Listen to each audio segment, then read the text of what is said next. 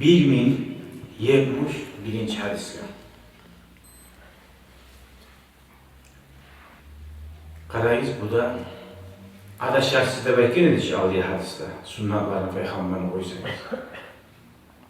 Adaşmadık, neçik olarak duyuna qarayız. Abi Darda radıyallahu anhu qal, semi'tu Resulullah sallallahu aleyhi ve sellem. Abi Darda ayta o zaman Allah razı olsun ashaba, men eşittim Peygamber aleyhissalatu vesselam'ın ayta durup. Ma min thalathatin fi qaryatin ve la badwin la tuqamu fihimus salatu illa qad istahvada aleyhimuş şeytan. Hiç uçaran olmaz yurt içinden. Mesela biri de uç Müslümanlar. Ya da mesela bir yere uçaran cilyan. Yurt olsun ya da Badur'da baysa bir vatan yemeği. Şu yerde koyar mısın? Ya bunun adamlar yok, buna cemaat bulmayı durmayı. Şu yerde uç dört uyu varmışsa da şununla koyarsan uç adam cilma zat var.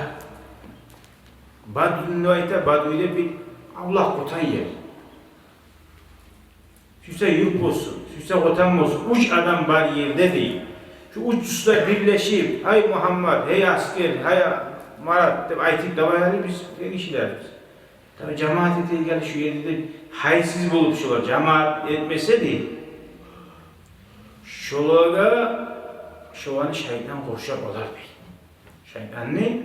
Çağında bulacak şolar.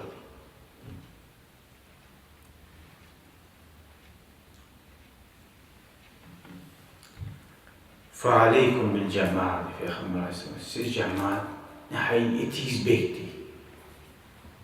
فَاِنَّمَا يَأْكُلُ الذِّئْبُ مِنَ الْغَنَمِ الْقَاسِيَةَ. Gerçilerinden boruda mallardan tuta ayrılyanın da beter. Sirudan ayrılyanın şunu bek tutar. Ayağımata şeytanla cemaat boğanca azam birleşkince azamla şolarga şeytanını gücü yetmiyor.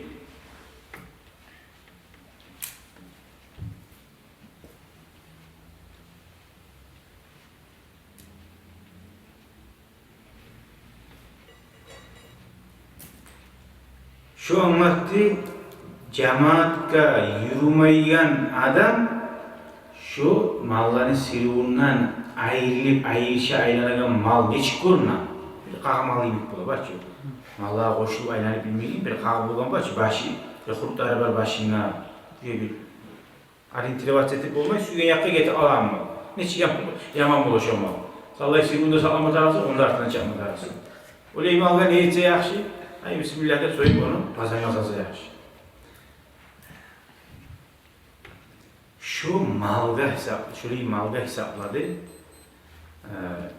Şeyden uzunu kolga alıran cemaatten ayrılan adam.